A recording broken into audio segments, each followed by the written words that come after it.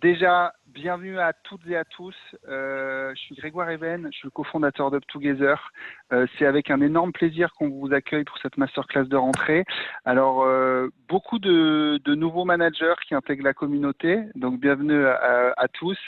Et aussi des managers qui découvrent nos masterclass, qui ne sont pas encore dans le réseau, ou des décideurs RH. Donc voilà, donc c'est une masterclass avec beaucoup de diversité.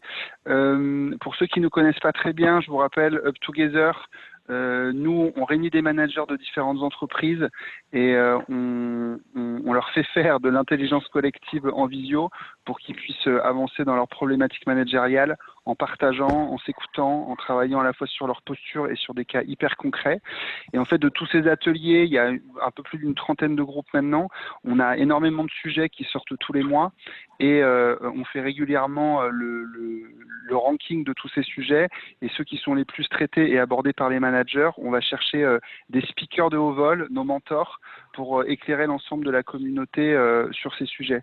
Et en l'occurrence, suite au Covid, il y a eu beaucoup d'ateliers autour de à la fois la gestion du stress en tant que manager, mais aussi comment j'accompagne des personnes qui sont stressées dans mon équipe en tant que manager, dans ce souci de bien-être et de productivité dans cette période assez inédite pour tous.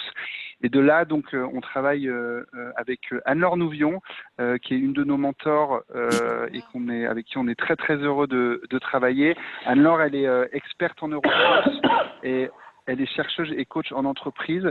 Et pendant 1 heure et quart, elle va avec vous expliquer à la fois comment est-ce qu'on peut faire de son cerveau un allié en comprenant comment il fonctionne et après en vous donnant des techniques très concrètes pour travailler sur ce sujet. Avant que je laisse la parole à Anne-Laure, je vous rappelle un peu notre cadre, les petites règles qu'on s'impose, c'est coupez bien vos micros. Si vous voulez interagir avec Anne-Laure et avec les autres managers avec un énorme plaisir, mais faites-le via le chat où il y a marqué converser. C'est la petite bulle en bas à gauche, donc n'hésitez surtout pas. Et après, si Anne-Laure souhaite vous donner la parole, vous retirez vos micros, il n'y a pas de souci. Et on se donne 1h15. On essaiera de tenir ce timing avec un temps pour les questions à la fin. Et si vous en avez entre-temps, posez-les dans le chat et j'essaierai d'être votre relais. Anne-Laure, je te donne la parole et je vous souhaite à tous et à toutes une très bonne masterclass. Super, un grand merci Grégoire. Mais bonjour à tous, je suis très contente de vous retrouver aujourd'hui. Je pense qu'il y en a certains peut-être qui étaient là à la masterclass que j'avais déjà faite pour Up Together et donc je tiens à remercier un grand merci à Grégoire et à Perle qui m'a mis en contact avec Grégoire d'intervenir pour la deuxième fois auprès de votre communauté. Je vais rapidement me présenter avant de rentrer dans le vif du sujet. Alors Grégoire parle d'intervenant de haut vol. Moi, il s'avère que j'ai le vertige, donc je ne suis pas sûre de haut vol sur ce plan-là. Mais toujours est-il que moi, ma spécialité, donc, c'est la science. Je suis scientifique universitaire de formation initiale. Je suis docteur en biologie. J'ai toute une première carrière de chercheur en cancérologie. Donc, j'ai fait une dizaine d'années de recherche sur le cancer et j'ai fait un changement de carrière où je me suis réorientée vers les neurosciences. Et aujourd'hui, je fais des passerelles entre deux sciences. La science, on va dire, qui est plus de la psychologie, et la science qui est plus celle du cerveau, qui est le fonctionnement du cerveau, donc les neurosciences. Et ces passerelles, je les propose donc au sein de différents publics, dont les managers. Vous êtes un de mes publics chéris.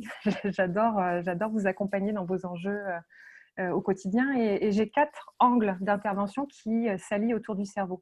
Le lâcher-prise, ça a été ma première intervention pour Up Together où on a parlé du lâcher-prise et du cerveau. Une porte d'entrée qui est les émotions, une autre porte d'entrée qui est le changement et aujourd'hui, la porte d'entrée que je vous propose en lien avec le fonctionnement du cerveau et les relations humaines, c'est la notion de stress. Et je sais que c'est quelque chose auquel Grégoire tient et Up Together tient parce que c'est vrai que le stress, c'est une réalité dans votre milieu managérial. Je vais vous inviter pendant toute la conférence là, à interagir directement dans le Zoom. Je suis habituée à interagir et à faire des moments de pause pour pouvoir répondre aux questions. Je vous dis ça parce qu'aujourd'hui, je vais vous présenter le plan et je vais vous donner des données scientifiques Et s'il y a des choses que vous ne comprenez pas, ce n'est pas de votre responsabilité, c'est vraiment de la mienne. Donc, n'hésitez pas à poser des questions dans le chat et à m'arrêter s'il y a des choses qui ne sont pas claires pour vous. Normalement, je vulgarise quand même assez bien les concepts, mais il arrive qu'il y a des choses qui soient un peu moins faciles à saisir. Alors, le plan de cette conférence aujourd'hui, cette masterclass, s'articule en 3 grandes parties. Une première partie que j'ai appelée la neurobiologie du stress, où je vais d'abord vous proposer la définition biologique du stress. On va parler des variabilités individuelles. On va voir qu'on n'est pas tous égaux face au stress, et on n'est pas tous égaux. Pourquoi? Parce qu'on a un développement de notre cerveau qui est différent et un réapprentissage qui peut être différent par rapport au stress. On va voir tout ça. Ensuite, on va parler un peu plus de votre réalité managériale, c'est-à-dire du stress au travail. Je vais vous proposer une définition du stress au travail. On va parler de la chronicité du stress et ce qui se passe aussi dans notre corps. Et enfin, je vais vous laisser avec des antidotes, c'est-à-dire des petites stratégies concrètes pour vous permettre de mettre en place avec vous-même et avec vos collaborateurs des techniques pour à la fois mieux gérer le stress, mais aussi le prévenir en amont. En fait, c'est ce qui est plus efficace, hein, c'est de prévenir en amont les situations stressantes. Ça vous va comme programme? C'est OK pour vous? Super. Alors, d'un point de vue biologique, la définition biologique du stress, alors c'est Hans Selye, qui est le pionnier sur la recherche sur le stress, qui est un médecin québécois. Et il a défini le stress, lui, comme l'ensemble des moyens physiologiques et psychologiques qui sont mis en œuvre par une personne pour s'adapter à un événement donné. Donc, je répète, le stress, d'un point de vue biologique, c'est l'ensemble des moyens physio et psycho qui sont mis en œuvre par une personne, par un individu, pour s'adapter. Et pour s'adapter à quoi? À un événement donné. Donc, si on résume, en fait, c'est vraiment le stress, c'est une adaptation à l'environnement. Une adaptation à l'environnement qui nous permet quoi? Qui nous permet de nous protéger et de nous préparer. Donc, c'est une fonction de survie. Ça ne vous étonnera pas. Donc, c'est vraiment le stress, c'est un mécanisme d'adaptation à l'environnement, aux situations qui nous entourent. Le stress, en fait, dans la neurobiologie du stress, on pourrait identifier 3 composantes. Il y a la composante du stresseur, il y a la composante de la réaction et il y a la composante de la récupération. Le stresseur, c'est l'agent qui va nous stresser. Donc, ça peut être un agent externe, comme par exemple un coup de klaxon dans la rue, on traverse, on n'avait pas vu une voiture, ça c'est des agents extérieurs. Ça peut être aussi un événement, une tâche, ça peut être aussi des situations comme un divorce, comme un changement, tout ça c'est des situations, des stresseurs externes. On a les stresseurs qui sont internes, ça va être par exemple la pression qu'on se met à soi-même pour rendre un dossier, ça va être ne pas oser dire non, tout ça, ça va être des stresseurs internes. Et puis il y a les stresseurs physiques, l'alimentation peut être un stresseur physique, il peut y avoir le manque de sommeil est un stresseur physique, tout ça ce sont des sources de stress différentes. Notre organisme va réagir à ce stress en mobilisant, vous voyez la courbe en haut, en mobilisant des ressources. Ces ressources, on les verra tout à l'heure, c'est tout simplement notre système nerveux, notre cerveau qui va activer des ressources. Il s'avère que donc il va y avoir une réaction. Donc vous voyez cette courbe, et puis la réaction va prendre un certain temps et notre corps, notre cerveau va avoir un temps de récupération. Donc ça, c'est les 3 grandes façons, les trois grands éléments du stress. Or, là, on a un individu numéro 1. Voici sa façon de réagir face à un stresseur. Imaginons pour un même stresseur, un individu numéro 2. Pour un même stresseur, cet individu-là, vous voyez qu'il a une réaction qui est plus courte, donc il mobilise moins de ressources, donc c'est moins demandant pour son organisme, et il met moins de temps à récupérer. Pour le même stresseur, on va avoir là 2 courbes différentes. Voici un individu numéro 3. Lui, cet individu numéro 3, toujours pour le même stresseur, il a un temps de réaction qui est plus court, c'est-à-dire qu'il mobilise, comme le numéro 2, il mobilise moins de ressources que le numéro 1. Par contre, il a un temps de récupération plus long que le numéro 2. Il a le même temps de récupération que l'individu numéro 1. Prenons un dernier exemple, l'individu numéro 4, toujours pour le même stresseur. Cet individu-là, il a un temps de réaction qui est le même, c'est-à-dire qu'il mobilise autant de ressources que le 1, mais il met beaucoup plus de temps à récupérer dans le temps. Donc, vous voyez là, parmi nous, aujourd'hui, là, on est une 50aine, on a 4 types de façons de réagir par rapport à un même événement stressant. On va avoir un temps de réaction qui va être personnel et un temps de récupération qui va être personnel.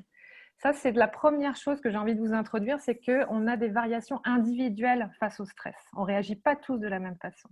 Et c'est là un défi pour vous aussi en tant que manager, c'est que vous allez avoir dans votre équipe des collaborateurs qui, pour un même stresseur, vont avoir un temps de réaction qui peut être plus ou moins court et un temps de récupération qui peut être plus ou moins long. Alors, comment ça se fait qu'on a ces variations individuelles face au stress? Il s'avère que notre cerveau, et c'est là où je vais commencer à introduire les notions du cerveau, est plus ou moins sensible en fait face au stress. D'un individu à l'autre, on peut réagir différemment par rapport au stresseur, par rapport à la réaction et par rapport à la récupération. Qu'est-ce qui fait qu'on est plus ou moins sensible? Qu'est-ce qui fait que notre cerveau il a une sensibilité au stress? Eh bien, il y a 3 facteurs qui vont venir interférer pendant 4 périodes critiques. Ces 3 facteurs sont, il y a la génétique, il y a une composante génétique qui fait que vous allez être plus ou moins sensible au stress. Il y a une composante épigénétique et environnementale. Alors, épigénétique est directement reliée à l'environnement parce que l'épigénétique, sans rentrer dans les détails, c'est l'influence de l'environnement sur la génétique. Donc, sachez que l'environnement a un rôle majeur sur notre sensibilité au stress. On va le voir comment. Et cette sensibilité au stress et cette variabilité, il y a 4 stades critiques. Il y a, quand notre cerveau se construit pendant la vie fœtale, il y a une phase à l'âge de 2-3 ans, une phase à l'âge de 7 ans et une phase à l'adolescence. Ça, c'est les 4 périodes critiques qui vont faire en sorte que notre cerveau va être plus ou moins sensible en fonction des 3 facteurs que je viens de vous présenter. Ça va jusqu'à maintenant? Pour le moment, c'est OK? Super. Alors, non, je suis désolé, je me permets de vous couper, mais du coup, oui, moi, je suis désolé, vraiment, je n'ai pas compris. Du coup, les 4 stades, le concept, c'est… Alors, les 4 stades critiques, c'est la sensibilité qui change à ces stades, à ces différents stades? Les 4 stades, c'est des périodes de la vie dans lesquelles le cerveau va avoir… C'est des moments critiques dans le développement du cerveau. On va le voir tout de suite. Je vais les développer, ces 4 stades. Ça marche nickel. Ouais. Alors justement, pour voir ces 4 stades et pour répondre à cette question, la personne qui vient d'arriver, je veux bien qu'elle coupe son micro, s'il vous plaît. Merci. Donc, voici une représentation très schématique du cerveau.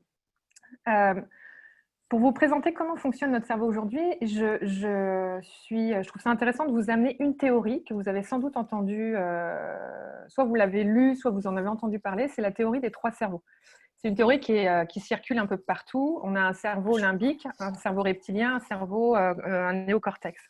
Cette théorie, elle est issue d'un neurophysiologiste qui s'appelle Paul MacLean. Et Paul MacLean, lui, dit la chose suivante. Il a essayé de comprendre comment notre cerveau d'humain est ce qu'il est aujourd'hui. Et pour ça, il a regardé, donc il s'est basé sur des données de neuroanatomie et sur la théorie de l'évolution de Darwin. C'est pas Paul, son prénom, c'est Charles. Non. Oui, oh, j'ai un trou. Bref, Darwin. C'est Charles. Oui, c'est Charles, oui, c'est ça. Je ne sais pas pourquoi je l'ai rebaptisé d'un coup, là, Paul. Oui, c'est Paul MacLean et Charles Darwin. Et alors, Paul MacLean, lui, ce qui est super intéressant dans son modèle, c'est qu'il a dit, en fait, le cerveau humain, il a évolué selon 3 couches qui se seraient succédées dans l'évolution. Première couche à être apparue dans le monde des espèces vivantes, c'est le cerveau qu'il a appelé le cerveau reptilien. Il s'est dit, Paul MacLean, c'est le premier cerveau qui est apparu sur Terre et aujourd'hui, chez l'homme, ce cerveau existe, c'est le cerveau archaïque de l'homme. Et en effet, aujourd'hui, ce cerveau, il est derrière dans notre cou, ce qu'on appelle le tronc cérébral. Donc, toute la partie verte que vous voyez, c'est notre cou. Et aujourd'hui, c'est le siège de toutes nos fonctions instinctives et autonomes, c'est-à-dire la respiration, la digestion, la pression artérielle. Toutes ces fonctions-là sont commandées dans ce cerveau-là. Le petit bébé qui arrive à la naissance et puis qui a ce réflexe de succion. Vous savez, personne ne lui a appris à téter le sein de sa mère et puis il a instinctivement ce réflexe-là. Ça, c'est des fonctions de survie qui sont contenues dans ce cerveau-là, le cerveau reptilien. Paul MacLean s'est dit, en observant les mammifères, il s'est dit, tiens, par la suite, les mammifères, eux, pour évoluer dans un environnement concurrentiel, ils ont dû développer une capacité de repérer quelque chose d'agréable et désagréable, une émotion positive et une émotion négative, pour faire face au danger. Et pour Paul MacLean, c'est comme ça qu'est apparu le cerveau qu'il a appelé le cerveau des émotions ou le cerveau limbique, qui est en jaune. Ensuite, il a observé les primates, les grands singes et les hommes primitifs, qui sont nos ancêtres, et une 3e couche serait apparue dans l'évolution, qui est le néocortex. Aujourd'hui, le néocortex est le siège de toutes nos fonctions cognitives. Cognitives, c'est-à-dire le langage, la perception, l'imagination, la compréhension, les prises de conscience. Quand on parle de conscience, quand on prend conscience, tout ça, c'est dans le néocortex. Donc, ces 3 couches-là, Paul MacLean a dit, voilà comment l'être humain fonctionne. Il y a 3 couches, 3 cerveaux. En réalité, cette théorie qui continue de circuler, elle est caduque. Elle n'est pas complètement fausse, mais elle est à réajuster. Elle est à réajuster pour la raison suivante. Quand on regarde l'évolution et les différentes couches, vous voyez en bleu clair, en fait, le bleu clair, c'est notre néocortex. Donc, si je reviens sur la diapo d'avant, c'est la couche bleu clair ici. Paul MacLean, lui, a dit que chez les reptiles, il n'y avait pas de néocortex. En réalité, quand on regarde, vous voyez le deuxième schéma à gauche, c'est un reptile, il avait déjà du cortex. En fait, toutes les espèces vivantes, et c'est ça aujourd'hui que les évolutionnistes apportent comme données, toutes les espèces vivantes, depuis le début, avaient les 3 couches. Par contre, c'est la répartition et le volume qui a différé d'une espèce à une autre. Et la deuxième raison qui fait que ce modèle est caduque et qu'il faut le réajuster, et c'est ça qui va faire la différence et qui va vous permettre de comprendre les 4 stades dont je vous parlais, les 4 stades critiques du développement du cerveau. On a compris tout ça notamment grâce à ce monsieur-là. Je vous présente monsieur Phineas Gage. Alors pour ceux qui ont assisté au lâcher-prise neurologique, je vous l'ai déjà présenté, ce monsieur-là. Monsieur Phineas Gage, c'est un contremaître de chemin de fer qui était un manager très apprécié par sa compagnie et par ses collaborateurs. C'était quelqu'un, a priori, qui était décrit comme une personnalité assez empathique, bienveillante, qui savait vraiment leader son équipe et diriger son équipe dans une atmosphère conviviale, sécuritaire. Il donnait du sens au travail, etc. Et il s'avère qu'un jour, il était sur le terrain en train de monter une dynamite, de poser une dynamite avec un de ses collaborateurs sur un chemin de fer, enfin sur une ligne de chemin de fer. Et la barre de fer avec laquelle il était en train de poser la dynamite a explosé trop tôt et la barre de fer a traversé complètement son crâne. Vous voyez à droite une reconstitution de son crâne une fois qu'il est décédé. À gauche, on le voit poser. Pourquoi on le voit poser? En fait, il pose avec la barre de fer. Alors, vous voyez, donc la barre de fer, elle a littéralement traversé le crâne. Vous voyez qu'il a l'œil gauche qui est fermé. Il est resté vivant. Il est resté en vie suite à cet accident. La barre, elle a juste traversé le crâne.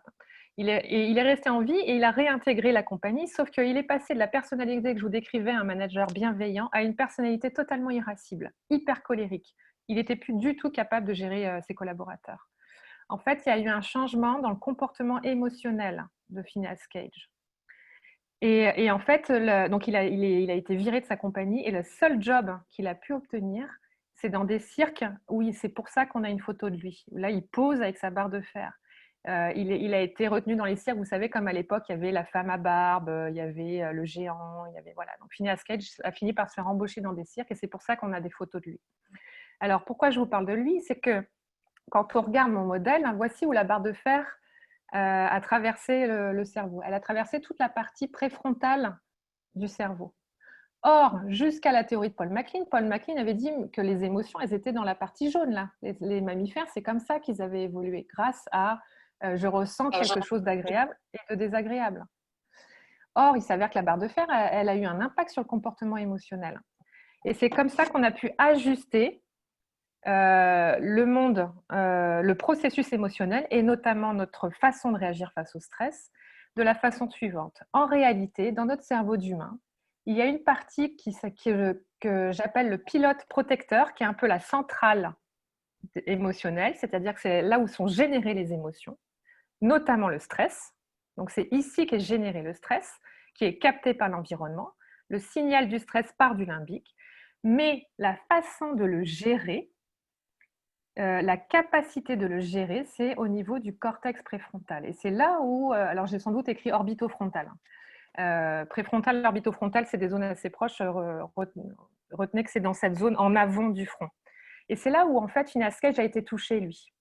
C'est-à-dire que les émotions étaient toujours générées, mais sa capacité de les gérer avait été touchée. Et ça, c'est majeur de comprendre ce point-là. Je vais vous inviter à regarder ma main. Est-ce que tout le monde voit ma main? C'est bon, vous la voyez? Je vois des oui sur... Ok, super. En fait, ce modèle-là dit la chose suivante. C'est comme si ici, il y a le tronc cérébral. Donc ça, c'est un peu le reptilien, la partie verte là.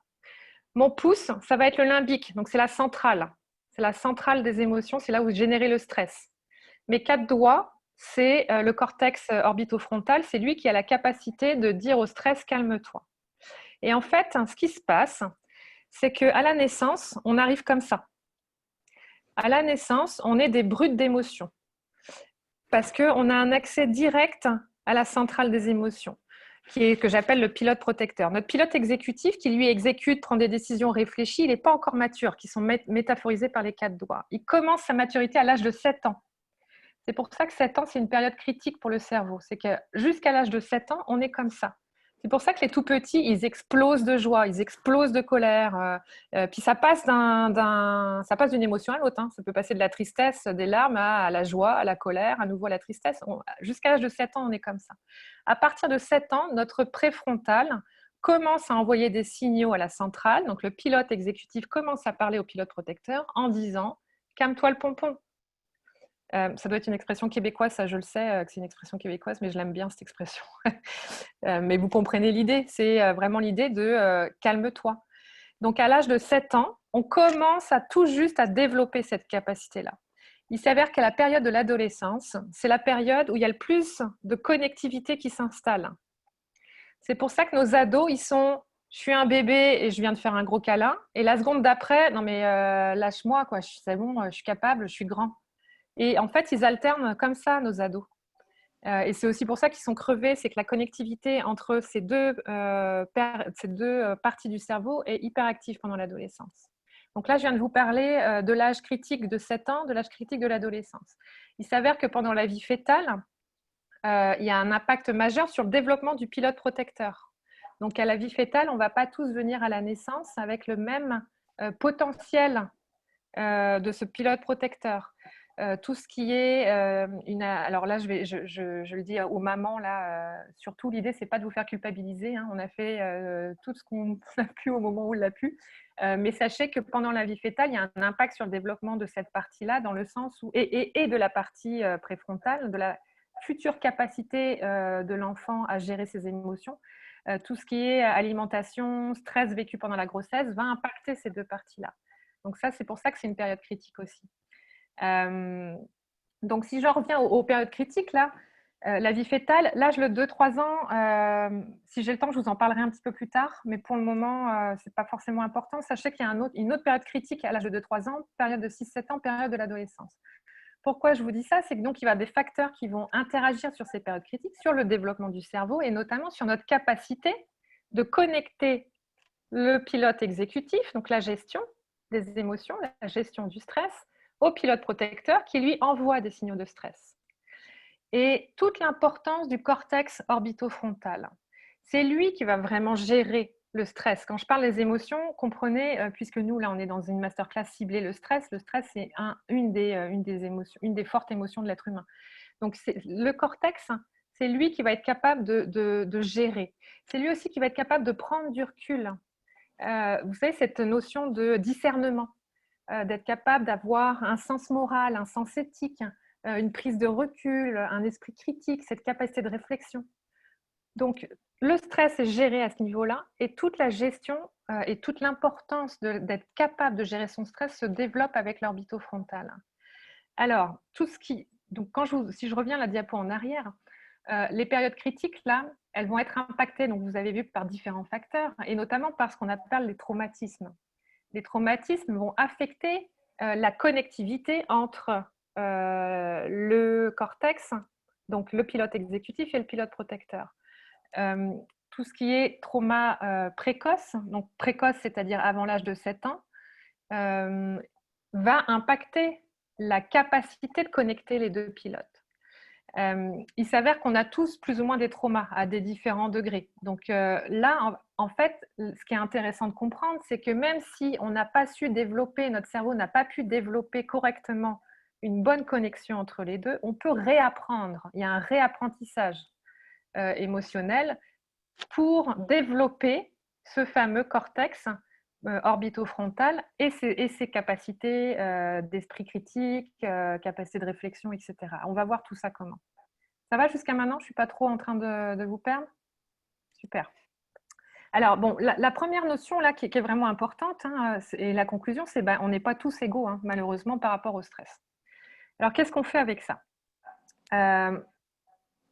Avant de vous proposer des clés, on va plonger un peu plus sur l'impact que ces données-là ont dans le monde du travail. Dans le monde du travail, le stress est défini de la façon suivante. C'est un écart entre les ressources. Vous vous souvenez que dans la première diapo que je vous ai montrée, il y a une mobilisation des ressources. Donc, la définition du stress au travail, c'est un écart entre ces ressources-là que l'individu dispose, dont l'individu dispose, et la situation. Et donc, cet écart va être plus ou moins variable en fonction des individus. Et on va avoir une capacité plus ou moins importante de gérer cet écart-là. Les situations vont être de l'ordre de la surcharge de travail.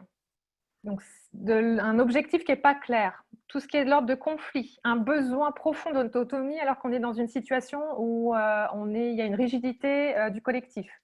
Ou alors aussi, on est dans une absence de reconnaissance. Tout ça vont créer des écarts plus ou moins variés entre les ressources que l'individu dispose pour gérer une situation stressante. Comment ça se passe dans notre corps par rapport à ces situations stressantes et donc ces différents niveaux de stress, la surcharge, problème de reconnaissance, etc. Tout ce que je vous ai donné comme exemple. Il s'avère que notre corps réagit de deux façons. Premièrement, il va mettre en place très rapidement un premier axe dans les quelques secondes qui vont suivre l'agent stresseur. Les quelques secondes vont activer ce qu'on appelle le système nerveux sympathique, où là, il va y avoir, vous avez sans doute entendu parler d'adrénaline et noradrénaline. Ces hormones-là, c'est elles qui vont être activées dans les premières secondes pour faire la vasoconstriction des vaisseaux, pour augmenter la tension artérielle, pour augmenter le rythme cardiaque, pour aller vasculariser préférentiellement les muscles. C'est une réponse dans votre corps qui s'installe. Le deuxième axe qui prend le relais dans les quelques minutes, donc en premier l'axe nerveux sympathique, en deuxième, c'est l'axe hypothalamo-surrénalien, HHS, donc hypothalamo-hypophyso-surrénalien, pardon. Hypothalamo-hypophyso-surrénalien. Alors c'est un peu barbare, mais retenez qu'en fait, il y a là encore un deuxième axe qui s'installe pour faire une réponse physiologique. Et dans cet axe-là, il y a la fameuse cortisol. Vous avez entendu parler, je suis sûre, du cortisol. Comment ça se passe de façon très succincte? Je vous invite pas forcément à retenir le nom des structures clés, mais plus le mécanisme. Il y a une première étape qui se passe dans le cerveau. Il y a une cascade dans le cerveau de cet axe-là, l'axe hypothalamo-hypophysaire. Hypothalamo parce qu'il y a l'hypothalamus, hypophysaire parce qu'il y a l'hypophyse. Il y a une cascade entre différentes structures du cerveau qui vont envoyer une molécule que vous voyez en jaune dans le sang, l'ACTH. Donc, ça va aller dans notre corps. Cette molécule, elle va aller au-dessus des reins, dans ce qu'on appelle les glandes surrénales. Donc, il y a dans le cerveau, ça va dans le sang et ça va au-dessus de nos reins, dans les glandes surrénales. Et là, ça va induire un signal qui est « libère le cortisol » dans le sang. Et c'est là que le cortisol va faire ces fameuses réponses de libération du glucose pour mobiliser des ressources nécessaires à une réponse physiologique et à une réponse comportementale adaptée. Donc, voici ce qui se passe dans notre corps. Il y a d'abord un signal dans le cerveau, ça envoie des hormones dans le sang. Au niveau des glandes surrénales, le cortisol est sécrété. Ensuite, il y a une boucle de rétroaction. C'est qu'il y a une structure dans le cerveau donc, qui est capable de doser le niveau de cortisol dans le sang et pour dire au système, à nouveau, calme-toi le pompon, c'est bon.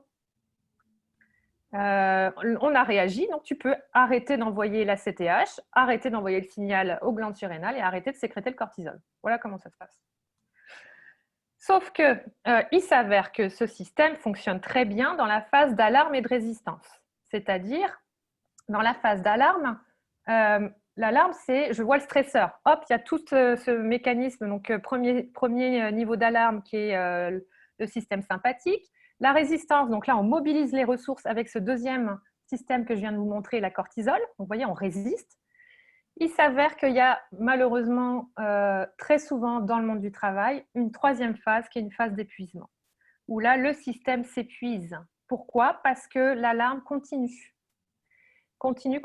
Le signal, le stresseur continue et le système s'épuise. C'est le fameux stress chronique. Le stress chronique, comment ça fonctionne? Donc, le stress aigu, vous venez de le voir, on mobilise les ressources, on réagit. Il y a une phase de récupération. Notre cerveau envoie un signal de « c'est bon, le stresseur est parti, tu n'as plus besoin de mobiliser le cortisol et le reste des hormones ». Ça, c'est le stress aigu. Or, il s'avère que par moment, on a à peine le temps de récupérer. Vous voyez, là, la courbe, l'organisme n'a pas récupéré, il y a un deuxième facteur, un deuxième stresseur. On renvoie un signal. Hop, encore un nouveau. On renvoie un signal. C'est ça le stress chronique. C'est qu'en fait, l'organisme n'a pas le temps de récupérer. La boucle de rétroaction dont je vous parlais, elle s'épuise, elle ne fonctionne plus. Qu'est-ce qui se passe? Eh bien, il y a 3 types de troubles. Comme l'organisme s'épuise, il y a des troubles physiques. Alors, les troubles physiques, on les voit assez fréquemment. Hein. C'est les douleurs au dos, hein, les fameux dans les risques psychosociaux, les risques musculo-squelettiques. Vous savez, hein, peut-être que vous avez été sensibilisé à ça. Hein, tout ce qui est musculo-squelettique, là, c'est un des signaux d'un stress chronique. Il y a tous les troubles cognitifs, hein, c'est la difficulté de concentration, les pertes de mémoire. Et puis, les troubles émotionnels, tout ce qui est irritabilité, un mal-être. Hein. Une personne comme Phineas Cage, lui, il est passé d'une personnalité empathique à une personnalité hyper irascible. Alors là, en l'occurrence, c'est parce que lui, il y avait un impact dans son cerveau. Il s'avère que le stress chronique a le même impact. Hein, il va créer des troubles émotionnels. Et il faut que vous compreniez que là, il y a vraiment une réalité physiologique du stress avec certaines maladies. Il est clair aujourd'hui, et alors ça, les médecins qui disent le contraire, il y en a encore, et moi je dis, mais il faut les renvoyer sur les bancs de médecine. Le stress impacte, alors ici, vous voyez altération du SI, ça veut dire système immunitaire.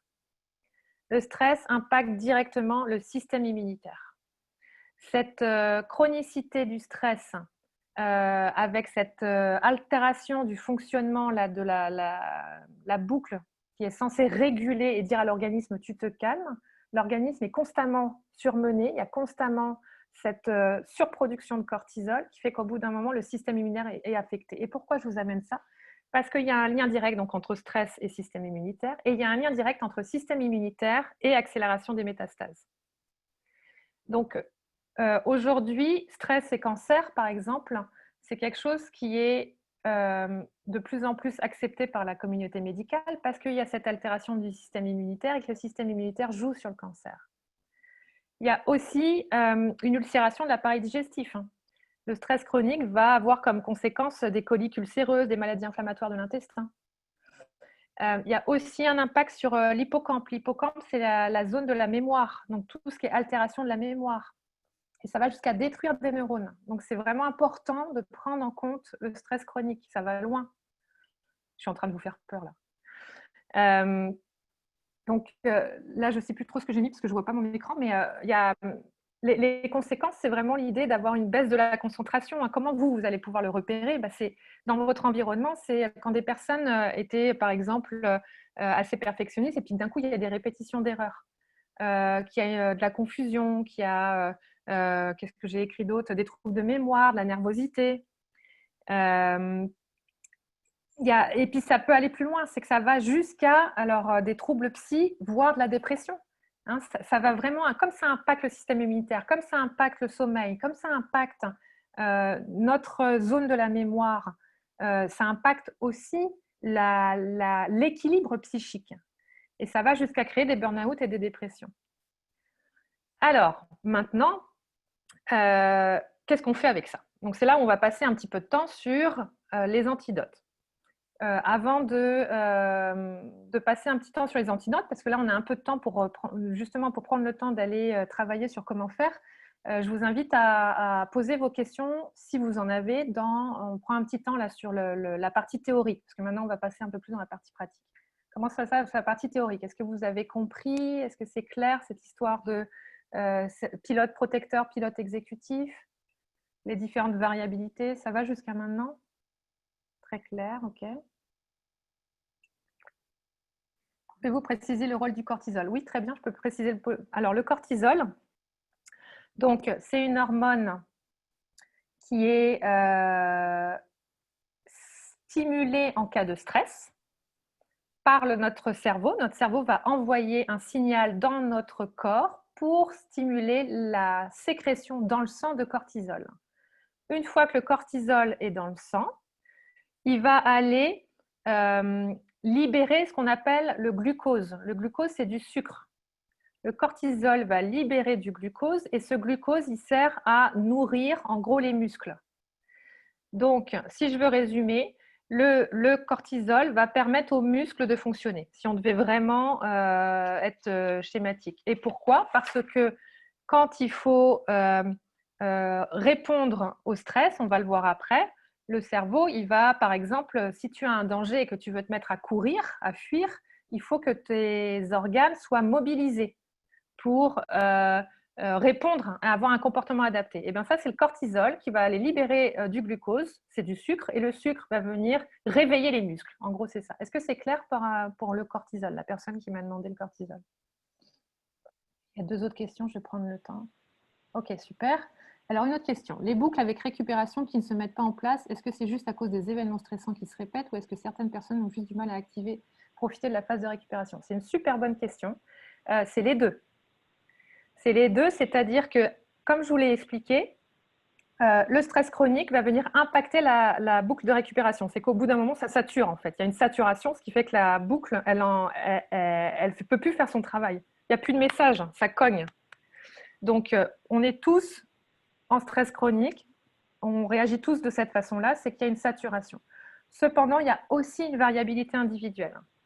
Comme on l'a vu tout à l'heure, on n'est pas tous égaux par rapport à la façon dont notre cerveau s'est développé.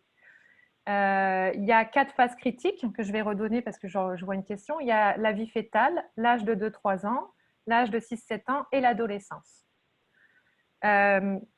Et donc, en fonction de ces stades critiques, eh bien, le cerveau se développe de façon plus ou moins, j'ai pas envie de dire plus ou moins bien parce que c'est pas bien ou mal, mais de plus ou moins adapté et donc à plus ou moins une capacité de répondre au stress.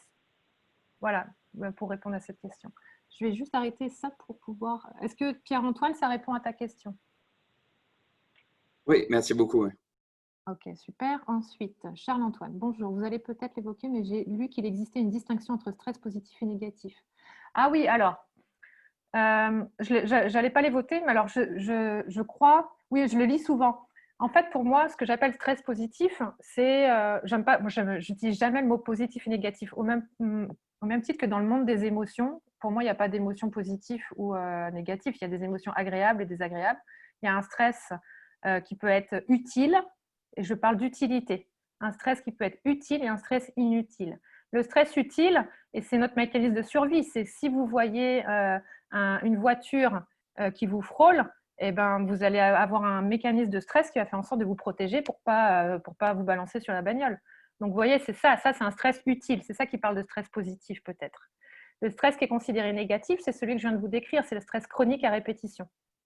Pourquoi il est négatif? Parce qu'il impacte le cerveau. C'est la chronicité du stress.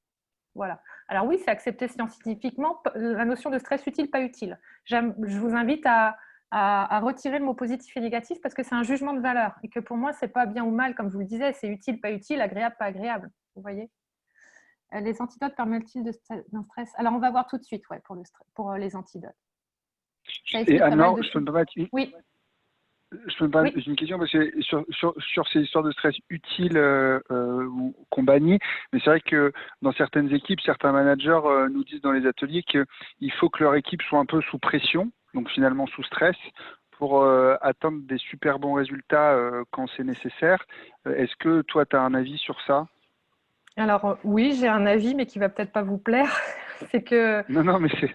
je crois pas que le stress soit bon de façon générale. Le stress sauf quand il s'agit d'être dans la survie. Pour moi, le stress n'est pas un moyen n'est pas un facteur de motivation pour moi, et n'est pas un facteur d'engagement d'une équipe. Je vais vous en proposer quelques-uns.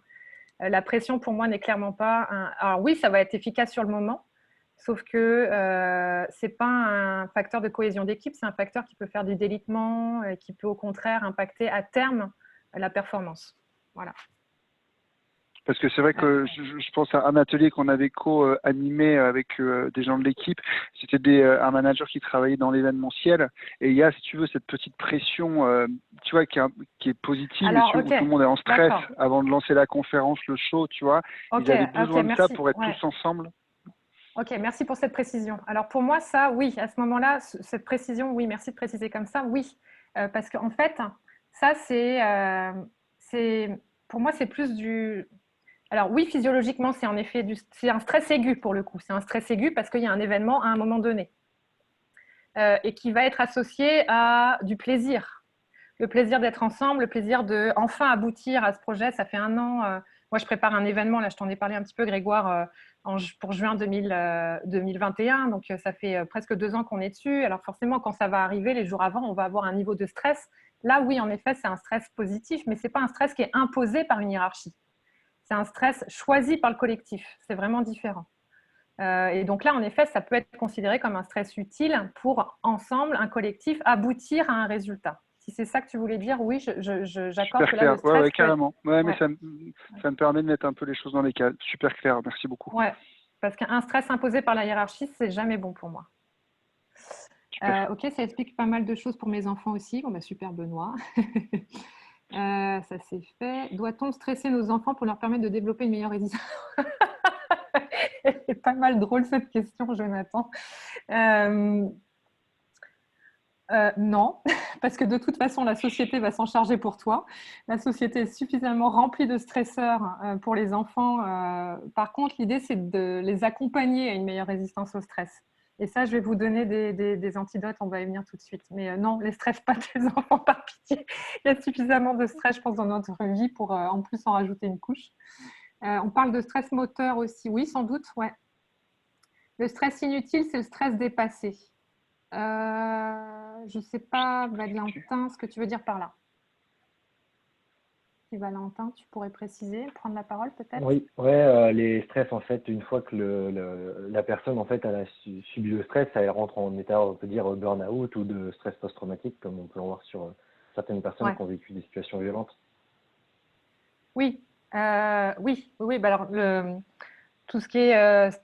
alors là encore, il y a donc des événements traumatiques ponctuels et des événements traumatiques répétés. Donc répétés, ça va faire partie du stress chronique. Donc là, en effet, c'est du stress qui n'est pas utile. Dépasser, je ne sais pas trop ce que tu veux dire par dépasser, mais en effet, ça va aller jusqu'à la dépression et le stress post-traumatique. Et il y a des événements traumatiques ponctuels, comme par exemple une agression, un acte de terrorisme. Malheureusement, notre pays en a vécu. Là, va créer un stress. L'organisme va être sous stress constant, si c'est ça que tu veux dire, dépasser. Oui, c'est ça. En gros, sous la perte de la maîtrise de la gestion du stress, quoi. Oui, malgré qu'on ait des outils, etc. Bah, en fait, c'est que le cerveau s'est déconnecté de sa capacité de gérer le stress, en effet. Ouais. Là, mais parce que là, on rentre dans ce qu'on appelle la psychotraumatologie, où la connectivité que je vous ai montrée entre le pilote protecteur et le pilote exécutif, en cas de stress post-traumatique, elle est coupée. Donc, c'est pour ça que la gestion, elle est très compliquée. Et que le travail des psychologues, alors moi, j'étudie en psychologie clinique du travail, là, je ne vous en ai pas parlé, mais j'ai une nouvelle casquette, on accompagne à restaurer cette capacité de gestion dans le cas de stress traumatique, moi, dans le cadre du travail, en l'occurrence. Comme le harcèlement, une pression trop élevée, etc. En effet, ouais. Je vais avancer, parce que je voudrais quand même… Alors, dernière question, puis après, j'avance sur les antidotes. C'est bon, Valentin, pour toi? Oui, merci. Okay, oui. Ok, super. Je m'excuse, je vous tutoie depuis tout à l'heure. Ça, c'est mon passé. Mais ça, c'est ton côté nord-américain, ça. Ouais, complètement. Je suis en train de me rendre compte que je tutoie tout le monde. Veuillez m'excuser. Ça met dans une situation moins stressante, du coup. Merci Mathieu. Alors, justement, Mathieu, il y a une forme de maîtrise à court terme, un stress compris, c'est-à-dire… Ah, ça, c'est bien ça que tu amènes la notion de compréhension. C'est-à-dire qu'on connaît les causes et la source peut être gérée sur sa phase de récupération, car ça rassure. Mathieu, merci d'amener ça, parce qu'on va justement parler de sens, donc de compréhension et de sécurité. C'est parmi les antidotes. Donc oui, comprendre le stress permet de bien le gérer, en effet. Ouais. Et ça rassure, tout à fait. Ok, alors je remets mon partage. Et puis, donc, alors, il y a une personne qui a ouvert son micro. Si c'est possible de le fermer, ce serait super. Merci. On va passer aux antidotes. Alors, les antidotes, vous allez voir que moi, ce que je vous propose, alors c'est une proposition que je vous fais. Hein. On pourrait la compléter ensemble, l'alimenter ensemble. Cette proposition est la suivante, c'est que pour à la fois gérer et plutôt prévenir le stress, parce que je préfère être dans la prévention que dans la gestion, mais il arrive par moments quand on n'a pas le choix et qu'il faut qu'on aille dans la gestion, eh bien, la première étape, c'est de le repérer. C'est fondamental. Hein. Vous ne pouvez pas passer à l'action si vous n'avez pas, et comme Mathieu le disait aussi, hein, de le comprendre c'est une étape de repérer le stress. Il faut repérer pour ensuite passer à l'action et agir. On va d'abord s'arrêter sur repérer le stress. Pourquoi c'est important de repérer le stress? Eh bien, c'est Valentin, je pense, qui en parlait tout à l'heure.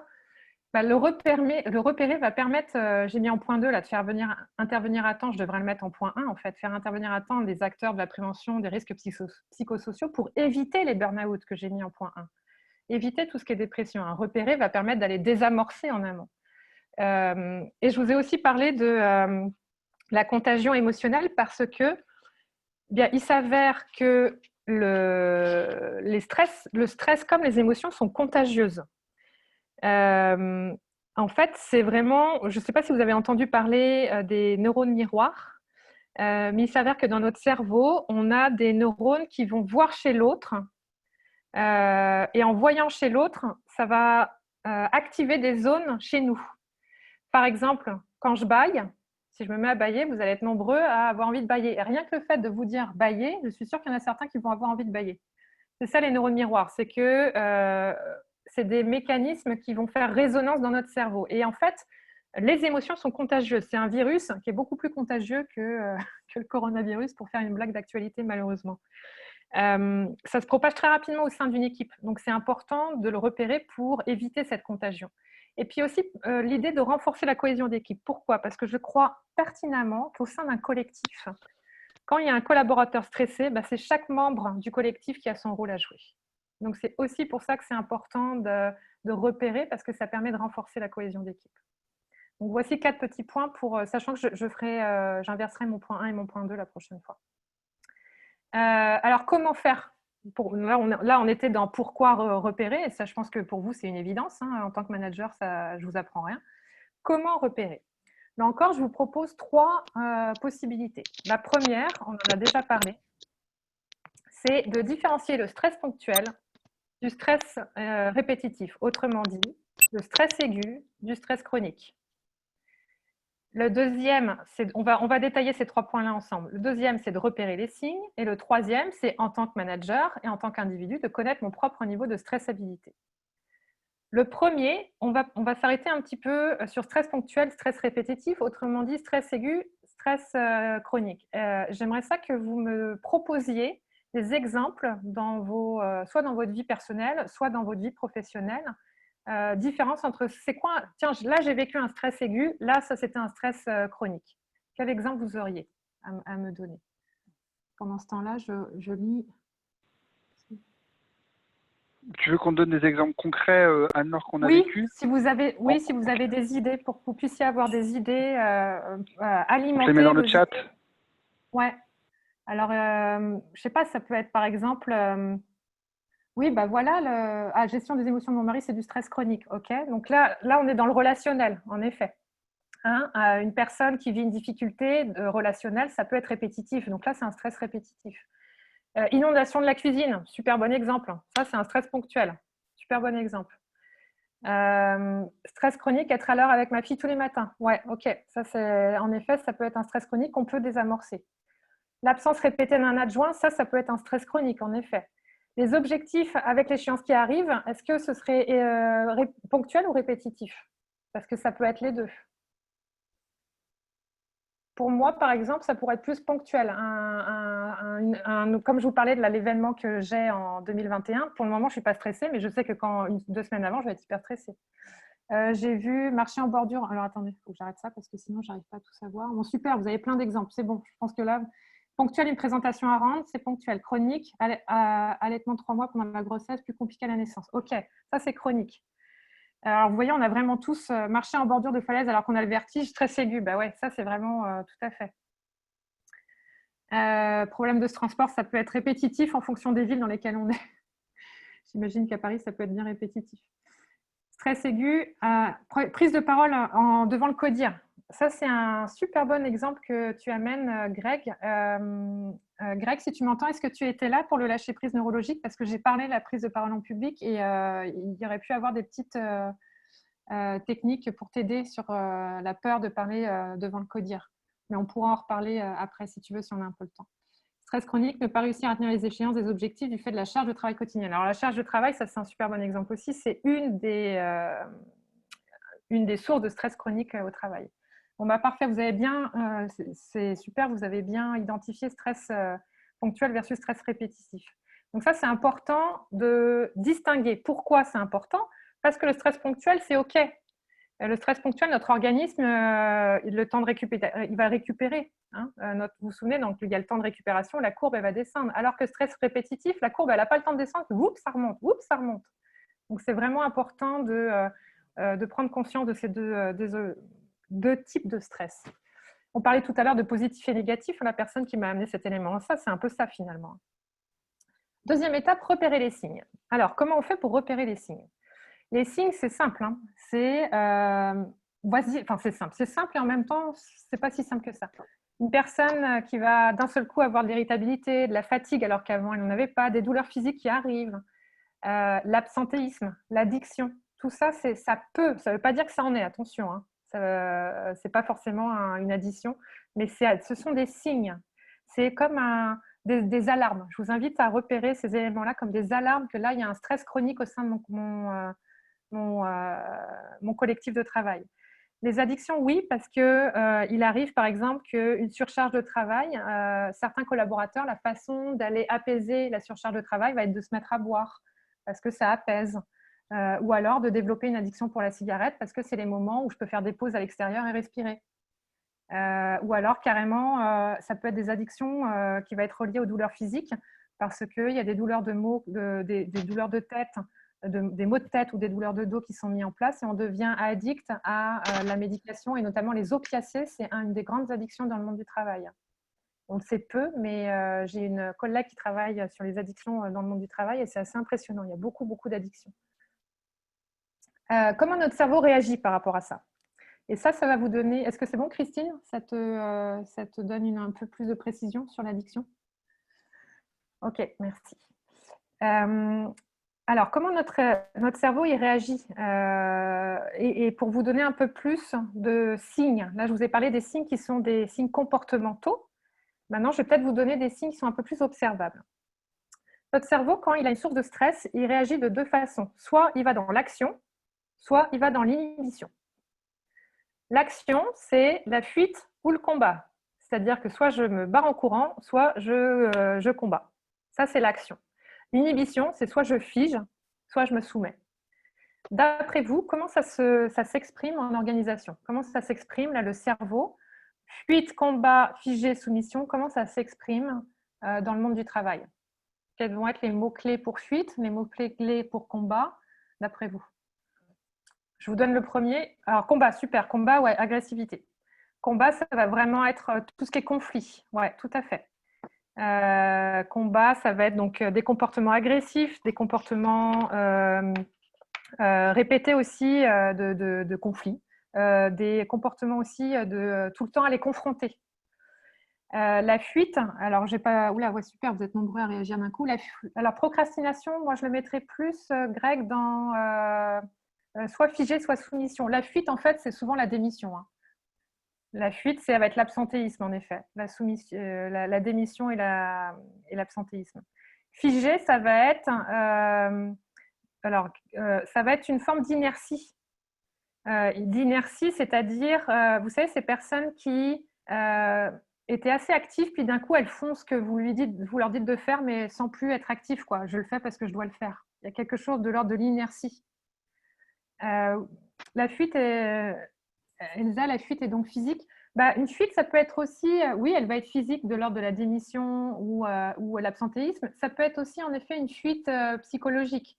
Donc, en effet, voilà, ça peut être j'arrête de parler ou je fuis la rencontre, je fuis les réunions de travail. Ça peut être ça aussi. Qu'est-ce que je vous ai donné comme exemple ? Ah oui, alors ça, donc la façon dont ça s'exprime d'un point de vue corporel, quand vous voulez vraiment identifier corporellement, vous êtes sur mes trucs, je vais vous déplacer pour voir ce que je vous ai écrit. Ah voilà. Donc en effet, je vous propose, mais ça a complété aussi, Dans la fuite, vous allez avoir une personne qui va, je vous le disais là, donc elle va fuir le regard. Une personne qui, avant, elle vous regardait bien en face, puis là, d'un coup, vous voyez que son regard, vous n'arrivez plus à le capter. Elle va utiliser un langage aussi comme le peut-être, avec une respiration qui va être rapide. Le combat, ça va être vraiment donc, la posture droite, tout le temps en train d'argumenter, des regards appuyés. Là, ça va vraiment être l'inverse. Figé, soumission, ça peut être donc, ce fameux pilotage automatique dont je vous parlais tout à l'heure, là, une personne qui était habituée à être dans l'action, puis d'un seul coup, là, vous la voyez dans l'action positive, je veux dire, mais là, vous la voyez d'un seul coup, elle fait ce qu'elle a à faire, quoi. Il y a une perte un peu de... alors, j'ai mis perte de contact avec son corps, mais ça peut même être une perte relationnelle. Soumission, pleurs, par exemple. Les pleurs, alors les pleurs, pour moi, sont issus d'une émotion qui est de la tristesse. Notamment, parce qu'on peut pleurer de joie aussi, mais dans un contexte de difficulté, ça pourrait être de la tristesse. Donc, je ne la rattacherai pas forcément à... Ça pourrait aller un peu partout, en fait. On pourrait avoir de la tristesse face à de la fuite, face à du combat, face à figé, face à soumission, vous voyez, pour répondre à Christelle. Ouais, vous êtes plusieurs, c'est marrant, vous êtes plusieurs à mettre les pleurs dans la fuite. Je vais réfléchir à ça. Pour moi, les pleurs, comme je vous le disais, c'est vraiment plus une réaction corporelle face à une émotion de tristesse. Et donc, est-ce qu'on la rattache plus à la fuite? Je ne suis pas sûre parce que... Alors, c'est vrai qu'on pourrait rattacher la colère au combat. Si on s'amusait à rattacher à différentes émotions, là, on pourrait rattacher la colère au combat et la tristesse à figé, soumission, fuite. Et on pourrait mettre... Mais je ne mettrais pas les pleurs plus dans l'un que dans l'autre. C'est plus une réaction face à une émotion. Si ça vous va comme ça. Mais je vais y réfléchir. Je trouve ça intéressant que vous ameniez ça. Oui, une personne agressive peut pleurer, ouais. Donc, voici les signes. Là, c'est des signes. Normalement, vous l'avez, ces diapos-là, si vous voulez les garder, pour que vous puissiez avoir des éléments de réponse face à des collaborateurs. Et le troisième point, c'est se connaître soi-même. Alors là, c'est peut-être un peu plus le petit défi, j'allais dire, parce que là, il s'agit non plus de regarder les autres, mais de se regarder soi-même. Et connaître son propre niveau de stressabilité, je vous propose quatre sous-points, sachant que dans les diapos que je vous ai envoyés, le troisième point a changé et c'est un point qui est fondamental. Donc, j'ai changé. Vous avez les slides. Il y a une personne qui demande normalement, Grégoire va vous les envoyer, mais peut-être que j'enverrai à Grégoire la dernière version parce que j'ai changé quelques petits éléments, notamment le point 3. Là, on va y revenir tout de suite de cette diapo. Donc, vous les aurez les slides avec, et pendant que j'en profite, là, j'en ai parlé à Grégoire, vous aurez les slides et vous aurez accès aussi à la visio en rediffusée, en privé sur YouTube. Mon modèle, qui est le modèle des 2 pilotes dont je vous ai parlé, il n'est pas encore publié, donc c'est vraiment à titre informatif que je vous les transmets et pour le moment, je ne peux pas me permettre de vous autoriser à réutiliser. Mais ça s'en vient, quand mon bouquin sera publié, vous aurez accès à tout ça plus facilement. Ok, donc si on avance un peu là sur connaître son propre niveau de stressabilité, la première étape, je vous ai mis 1, identifier ses déclencheurs et 2, identifier ses valeurs, c'est interrelié. Pourquoi? Parce que souvent, ce qui me stresse, c'est quand quelque chose vient me toucher dans mes valeurs. Par exemple, moi, une de mes valeurs profondes, c'est la justice. Et quand il y a quelque chose dans mon entourage que je trouve injuste, alors je réagis au quart de bloc, quoi. Et encore maintenant, je pense avoir développé une intelligence émotionnelle qui est beaucoup plus adaptée qu'autrefois. J'arrive à peu près, pas tout le temps, mais à peu près à gérer mes émotions. Il arrive que je sois encore très impulsive par rapport à l'injustice. C'est vraiment quelque chose qui me met très rapidement en colère ou qui va me faire pleurer. Donc là, c'est une source qui va venir déclencher. C'est important de connaître ses valeurs. Alors, comment on fait pour connaître ses valeurs? En se posant la question, qu'est-ce qui est important pour moi? Tout simplement. Qu'est-ce qui est important pour moi? Et quand vous répondez à cette question, ce qui est important pour moi, c'est le respect. Alors après, qu'est-ce que vous mettez derrière le respect? Il y a vraiment un travail à faire sur les valeurs.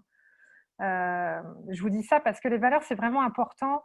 Par exemple, si je prends un couple, au début de leur rencontre, ils sont fous amoureux, puis ils disent « Ouais, moi, ce qui est important pour moi, c'est le respect. » Ok, mais ça veut dire quoi pour toi le respect? Parce que 2 ans plus tard, peut-être que le respect, c'est pas du tout décliné de la même façon. Peut-être que j'ai embrassé ma collègue un soir, on était un peu saoul, mais c'est pas un manque de respect pour moi. Alors que pour mon conjoint, ça l'était. Vous voyez, c'est quoi le respect? Donc c'est important non seulement d'identifier qu'est-ce qui est important pour moi, mais en plus de ça, comment je le décline concrètement. Donc ça, c'est 1 et 2. Troisièmement, et alors là, c'est là où j'ai changé la question parce qu'elle était un peu bébête, là, la question que je vous avais mis avant, mais celle-là, elle fait vraiment la différence pour connaître son propre niveau de stressabilité. C'est qu'est-ce qui dépend de moi dans la situation. Pourquoi je vous dis ça? C'est en lien avec ma première intervention sur le lâcher-prise neurologique. C'est que je ne peux pas avoir le contrôle sur tout. Il y a des choses qui ne sont pas en mon contrôle. Il y a des choses qui ne dépendent pas de moi. Donc, de se recadrer, c'est un recadrage, de se recadrer permet aussi de baisser son niveau de stress. Parce que si je commence à lâcher prise sur ce qui ne m'appartient pas, une autre question, c'est ça, qu'est-ce qui m'appartient et qu'est-ce qui ne m'appartient pas? Par exemple, je suis au sein d'un collectif et j'ai un collaborateur qui vient de divorcer. Qu'est-ce qui m'appartient et qu'est-ce qui ne m'appartient pas? Ce qui ne m'appartient pas, c'est son histoire, c'est son propre deuil que lui a à faire. Ça ne m'appartient pas. Par contre, ce qui m'appartient, ça va être peut-être ponctuellement là, de lui donner un coup de main dans le projet qu'on a à rendre dans 2 semaines. Ça peut m'appartenir. Je vous dis ça parce qu'il arrive souvent qu'on a de la difficulté et qu'on va se plonger dans l'histoire de l'autre ou dans le stress de l'autre alors qu'il y a quelque chose qui ne nous appartient pas et que c'est à l'autre d'aller gérer ça. Vous voyez ce que je veux dire? C'est vraiment important de distinguer ce qui m'appartient et de ce qui ne m'appartient pas. Qu'est-ce qui dépend de moi et qu'est-ce qui n'en dépend pas. Et puis, dernier niveau, dernière proposition pour se connaître soi-même dans son rapport au stress, c'est d'identifier son niveau de satisfaction. Alors pour ça, je vais vous proposer 4 ou 5 sphères, là je ne vois pas tout, et que vous posiez sur une échelle de 1 à 10 pour vous-même, là tout de suite. 1 étant je suis peu satisfait, 10 étant je suis très satisfait, un chiffre pour chaque sphère.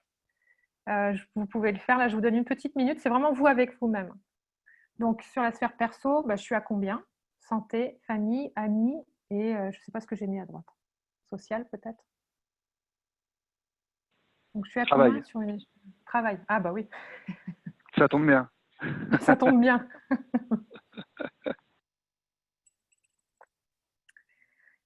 Et vous allez voir qu'en mettant ces chiffres-là, ça va vous permettre aussi d'identifier, il y a peut-être une sphère là, c'est sûr que le niveau de satisfaction, il est relié au niveau de stressabilité. Si vous êtes dans la sphère perso à 2 et dans la sphère travail à 9, vous êtes super épanoui dans votre sphère travail, mais il peut y avoir une source de stress dans la sphère perso parce qu'en ce moment, vous êtes à 2. Qui va venir impacter la sphère travail, hein? C'est pas vrai que dans le travail, on n'est qu'un être de travail, hein. On vient avec un bagage et on vient avec d'autres sphères qui viennent impacter notre sphère travail. Ça va pour ça? C'est clair pour tout le monde? Super. Et alors, maintenant qu'on a passé cette étape de repérer, donc on a repéré dans l'environnement, on a repéré soi-même où on en est, et on passe à l'action. Donc c'est l'étape 2 qui est agir. Il y a 2 niveaux d'action. En réalité, c'est plus 2 niveaux de prévention. Il y a un niveau primaire qui est le niveau 1, qui est centré sur l'organisation. Et puis il y a un niveau secondaire et tertiaire qui est le niveau 2, qui est centré sur l'individu. Le niveau primaire, excusez-moi, ça me permet juste de prendre une petite gorgée. Le niveau primaire, c'est souvent les psychologues du travail qui vont intervenir avec des collectifs. Ça va être vraiment sur aller travailler sur les cultures de l'entreprise, sur les situations de travail. On va aller questionner les pratiques de gestion. On va essayer d'identifier les conditions physiques et l'environnement de travail. Tout ça, c'est au niveau, on s'est centré sur l'organisation. Au niveau individu, donc prévention secondaire, là, ça va être de mettre en place des programmes pour les employés afin de soulager les symptômes et de limiter le stress. Donc ça va être au niveau secondaire. Par exemple, ça va être des actions de sensibilisation, des prises de conscience, des formations, des choses comme on fait ensemble aujourd'hui, d'aller comprendre c'est quoi le stress, qu'est-ce que j'en fais. Ça, on est au niveau secondaire. Et puis au niveau tertiaire, alors c'est l'endroit où j'aime pas aller, mais c'est là où on éteint le feu, hein. Là, c'est aussi souvent des psychologues du travail qui interviennent là, c'est quand on vise à réhabiliter un retour au travail, quand il y a eu besoin d'un soutien psychologique, quand il y a eu des burn-out, des dépressions, etc. Mais on arrive après, pour le coup. Alors vous, en tant que manager, qu'est-ce que vous pouvez faire? Quand je vous parlais, qu'est-ce qui est en mon pouvoir? Qu'est-ce qui dépend de moi? Voilà ce qui dépend de vous. Je vous rappelle pour ça, avant d'aller dans qu'est-ce qui dépend de vous, mon modèle. Le modèle, je l'ai appelé le modèle des 2 pilotes. Je vais tout de suite le mettre. Voilà, le modèle des 2 pilotes. Il y a un pilote exécutif, souvenez-vous, lui, il exécute, il comprend, il rationalise. Lui, il a besoin de sens. L'être humain est un être de sens. On a besoin de comprendre ce qui se passe dans la situation. Le fameux pourquoi. Pourquoi je vis ça? Ça, c'est le pilote exécutif. Puis vous avez le pilote protecteur, qui lui, c'est lui qui envoie, c'est la centrale, hein, c'est lui qui envoie les sources de stress. Lui, il scanne dans l'environnement tous les stresseurs. Lui, il a un besoin de sécurité. Donc, si vous retenez juste ça aujourd'hui, sens et sécurité, c'est les deux grands besoins de notre cerveau. Si ces deux besoins-là ne sont pas remplis, c'est une source de stress. Donc, ça passe comment, vous, en tant que manager? La première étape, c'est de créer un espace de sécurité pour répondre aux besoins de sécurité du pilote protecteur. Ça veut dire quoi? Ça veut dire ouvrir un espace de dialogue sécurisant. Ça veut dire avoir un espace où vos collaborateurs se sentent libres de parler. Et aussi libre de parler, et aussi votre rôle, je crois que dans cet espace-là, c'est un espace d'aller vérifier est-ce qu'il a conscience de son propre niveau de stress. Et je pense aussi que l'idée dans cet espace-là, donc créer un espace de dialogue, libre de parler, prendre conscience le niveau de stress, et puis aussi d'avoir un espace où on peut proposer un suivi régulier. C'est ça que j'entends par créer un espace de sécurité. Où vos collaborateurs, ils vont savoir qu'ils ont un espace pour eux avec vous régulièrement. Deuxième point, besoin de sens. Si votre collectif est en recherche de sens, c'est une source de stress qui est contagieuse. Pourquoi? Parce que le cerveau, et donc le cerveau, alors il y a le cerveau individuel, disons que vous avez une équipe de 10 collaborateurs. Dans votre équipe, donc vous êtes 11 avec vous, eh bien il n'y a pas 11 cerveaux, il y en a 12. Il y a 11 cerveaux qui vont aller à la recherche du sens, mais il y a un 12e cerveau qui est le cerveau du collectif. Et ça, c'est vraiment important de prendre conscience que l'équipe va avoir besoin de comprendre. Ça veut dire quoi? C'est pourquoi on fait ça? C'est donner du sens à ce que vous faites. Ça sert à quoi? Ça sert à quoi? C'est quoi nos valeurs d'équipe? Je vous ai parlé tout à l'heure des valeurs individuelles, mais c'est important d'avoir des valeurs d'équipe. Pourquoi on est là et qu'est-ce qui nous réunit? On va où ensemble? C'est ça le sens. Donc, espace de sens, créer un espace de sécurité, il y a une question, doit-il mettre en place individuellement ou en collectif? Alors là, ça va, pour moi, l'idéal, c'est les deux. Les deux, parce que je vous parlais qu'il y a un cerveau individuel et il y a un cerveau social. Le cerveau social, c'est le cerveau du groupe, le cerveau du collectif. Il y a comme une espèce de dimension supérieure qui se met en place. Tu pourrais nous donner des exemples de bons espaces de sécurité? Les espaces de bonne sécurité, je vais vous donner un exemple. J'ai assisté à une réunion de Michel Simès. Vous voyez qui c'est, Michel Simès? Là, il était présentateur. Là, en même temps, c'est dur de ne pas le connaître, on le voit partout. Moi, je l'adorais, je l'aime un peu moins maintenant, mais je l'adorais quand il était à l'émission là, de France 5, là, quand il faisait son émission. Et chaque année, avant qu'ils partent pour de vrai, chaque année, il y avait une rumeur qui circulait dans leur milieu là, de télévision, qui circulait en disant Michel Simès va partir du journal de la 5 et tout ça. Et ça créait une source de stress pour ses collaborateurs chaque année. Et chaque année, en fait, il réunissait à la fois individuellement et à la fois, c'est lui qui raconte cette histoire-là, et à la fois en collectif pour aller désamorcer les rumeurs. C'est ça un espace de sécurité, c'est aller mettre au clair ce qu'il y a à mettre au clair. Donc ça peut être à la fois des réunions individuelles, mais ça peut être aussi des réunions, j'imagine que vous en faites, des réunions sur demande. En fait, ce n'est pas forcément quelque chose qui est timé dans le temps. L'espace de sécurité, c'est plus de l'ordre de « je sais que si j'ai besoin, mon manager, il est là ». Et ça va aussi jusqu'à, il y a Jonathan qui amène le troisième point, sentir qu'on a le droit à l'erreur. Exactement, Jonathan. Merci d'amener ce point-là parce que c'est vraiment mon point 3 qui est de valoriser les échecs. Et ça, c'est sans doute un défi en entreprise. Le cerveau apprend grâce à un système d'essai-erreur. C'est comme ça que notre cerveau avance et apprend. Le tout petit, vers l'âge de 1 an, quand il commence à apprendre, il s'est cassé la figure combien de fois avant de réussir à marcher? Est-ce que quand il s'est cassé la figure, on l'a engueulé? Non. Qu'est-ce qu'on a fait? On l'a encouragé. On a même valorisé ses premiers essais. C'est exactement la même chose qu'on doit continuer à faire en entreprise. Pourquoi? Parce que si on inhibe les échecs, on enraye le cerveau. Et il y a une baisse de la performance. Donc, l'idée, c'est vraiment d'aller, OK, tu as eu une erreur, qu'est-ce que tu en apprends? Donc, on parle d'apprentissage, tu as fait une erreur, qu'est-ce que tu en apprends et comment tu peux rebondir dessus? C'est ça, valoriser les échecs. C'est rebondir sur l'apprentissage. Et tout ça va permettre de maintenir un climat serein et agréable avec un mot-clé qui est le mot plaisir. Donc, en fait, là, il y a le mot sécurité, le mot sens, valoriser les échecs, ça vous l'aurez compris, mais il y a un mot plaisir aussi. Le plaisir, c'est un des éléments, et quand tout à l'heure je parlais à Grégoire qui me demandait par rapport au stress pour motiver les équipes, le plaisir est une source de motivation énorme pour créer un climat sain, agréable, sécuritaire et surtout efficace.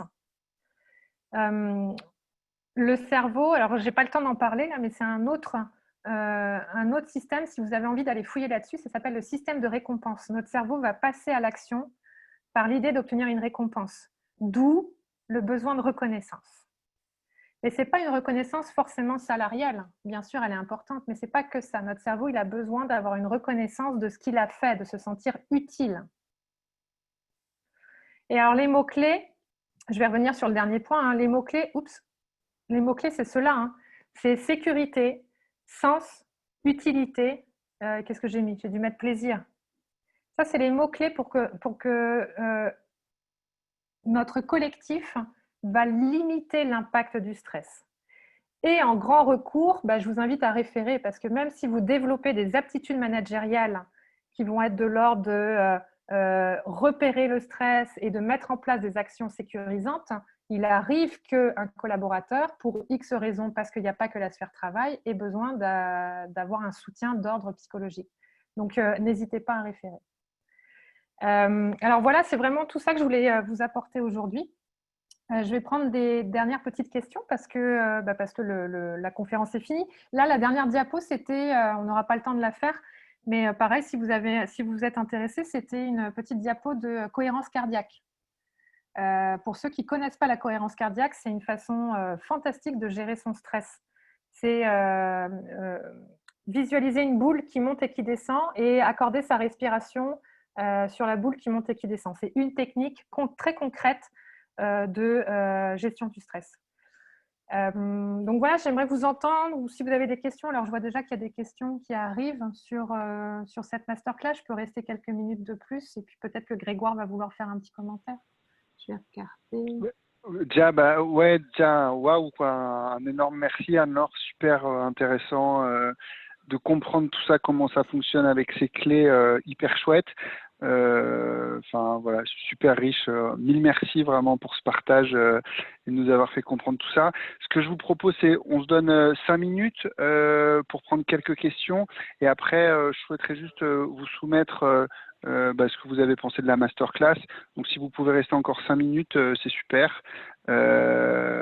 Allez-y, je vous en prie. Alors soit vous posez ça sur le chat en direct ou vous vous démutez pour poser en direct à Anne-Laure vos questions. Alors, je vais commencer déjà. J'essaie d'arrêter le partage d'écran, mais je n'y arrive pas. Bon, bref, je n'arrive pas à arrêter le partage. Alors, je vais prendre vos questions. Dans le monde du travail, comprendre la raison d'un échec et le résoudre est une source de plaisir. Oui, Mathieu, là, tu mets en lien le sens, donc besoin de sens, c'est-à-dire comprendre la raison, donc identifier l'apprentissage, mettre le sens, et ça va rassurer, et non seulement ça va rassurer, mais en plus de ça, ça va nous procurer de la satisfaction. Donc là, tu marches, c'est génial, parce que tu as sens, sécurité et plaisir, bingo. C'est, oups, ah oui, ça a coupé. Parfait. Pour agir sur le stress, les top techniques d'optimisation du potentiel sont des outils utiles, ils permettent de maîtriser. Alors, je ne connais pas Valentin. Je ne sais pas ce que c'est que les top techniques d'optimisation du potentiel. J'irai fouiller. C'est des petits outils qui sont basés sur l'imagerie mentale, la respiration. Ah, d'accord. Ouais. La relaxation pour permettre, et ça peut se faire n'importe où, même au bureau. Donc, c'est vraiment pratique. Moi, j'y ai déjà la cohérence cardiaque, tu dois utiliser la cohérence cardiaque, ça en fait partie alors. Ok, parce que la cohérence cardiaque, c'est exactement ça, c'est de la visualisation. Ouais, super. Okay. Anne-Laure, je me permets, parce que je vois qu'il y a des personnes qui doivent filer, il y a juste des questions. Je lance juste le petit sondage pendant que tu continues à répondre. On a arrêté le partage d'écran. Mais je vous invite, avant que vous partiez, à répondre au petit sondage. Comme ça, Anne-Laure, tu fais des questions. Merci de répondre. Ah, je peux même répondre. Je peux mettre vraiment top. Alors, qu'est-ce qu'il y avait d'autre comme question? Donc, merci Valentin pour le top. Je vais aller voir les autres. En fait, je dois les connaître, mais je ne savais pas que ça s'appelait comme ça. Je vais quand même aller voir dessus. Quel conseil pour aider nos adolescents à gérer leur stress? Ouais, alors ça, c'est... on a combien d'heures devant nous, Sylvie? Je crois qu'une première, pour moi, les enfants et les adolescents, hein, c'est ce qu'on appelle l'apprentissage émotionnel. La première étape, c'est de mettre des mots sur ce qu'ils sont en train de vivre.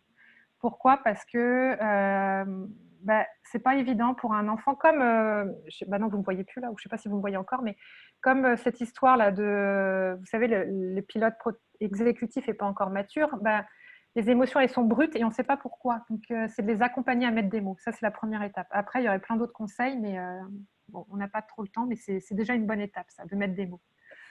Qu'est-ce qu'il y a d'autre ? Rappeler qu'en tant que manager, merci de nous rappeler qu'en tant que manager, nous ne pouvons pas tout. Il faut penser à référer au. Oui, oui. Audrey, tu as complètement raison. C'est pour ça que je me suis permis de mettre une dernière slide avec référer à un psy, parce que vous ne pouvez pas tout porter. Qu'est-ce qui vous appartient et qu'est-ce qui ne vous appartient pas ? Quels sont tes conseils quand le manager. Il y a mon chat qui commence à s'exprimer.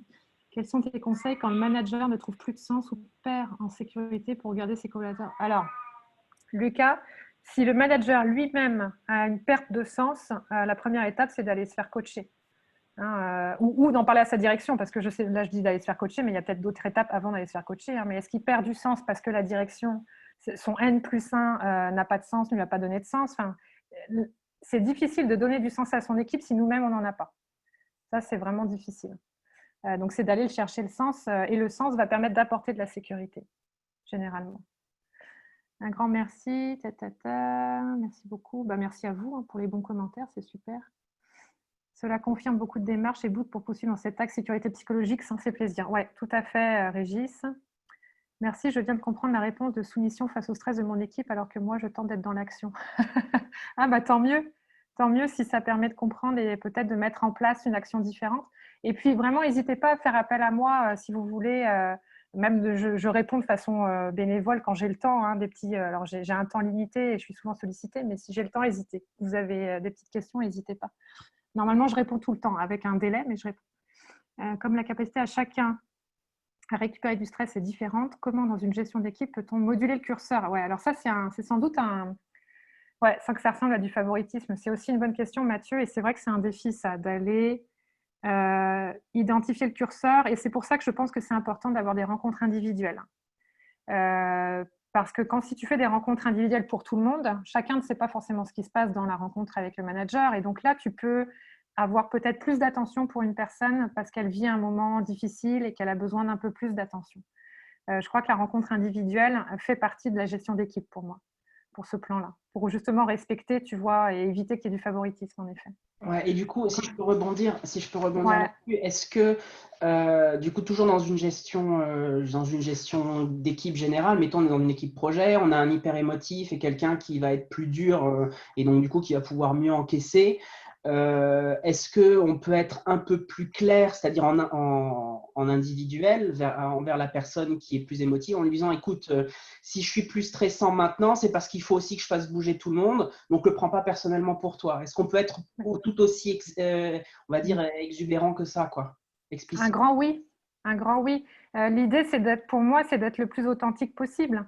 Donc, si tu as identifié un collaborateur qui est plus sensible qu'un autre, et là, pour moi, c'est ça, mettre en place un dialogue sécurisant.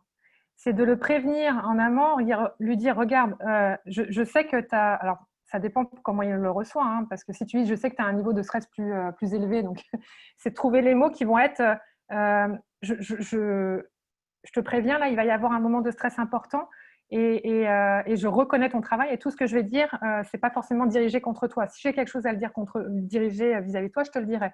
Oui, c'est d'aller prévenir. C'est une super bonne idée, ça. C'est ça, créer le dialogue. Ouais. C'est d'être authentique avec son équipe. Oh là là, vous avez vachement de questions. Comment la capacité… Ah ben non, ça tu viens de me dire. Je suis sur la bonne voie, même si… Oui, c'est pas facile. C'est pas tous les jours facile. Vous savez, je ne sais pas si Karine est encore là, mais… Karine a dit que ce n'est pas toujours facile au quotidien. Moi, je dis souvent qu'être heureux est un sport de haut niveau. Pourquoi ? Parce que même moi qui suis quand même bien au fait de tous ces mécanismes, qui suis à la fois dans la neuroscience et à la fois en psycho, donc je suis bourrée d'outils aussi de développement personnel, j'enseigne la PNL, je m'entraîne au quotidien. C'est vraiment un entraînement du quotidien. Pourquoi ? Parce qu'on a plein de pièges. Pour ceux qui étaient là au lâcher-prise, en neurologique, je vous ai parlé des biais cognitifs. On a plein de biais qui nous empêchent de lâcher prise, qui nous empêchent de changer facilement. Donc, c'est un entraînement. en effet. Comment convaincre une équipe lorsque l'on n'est soi-même pas convaincu? Honnêtement, pour moi,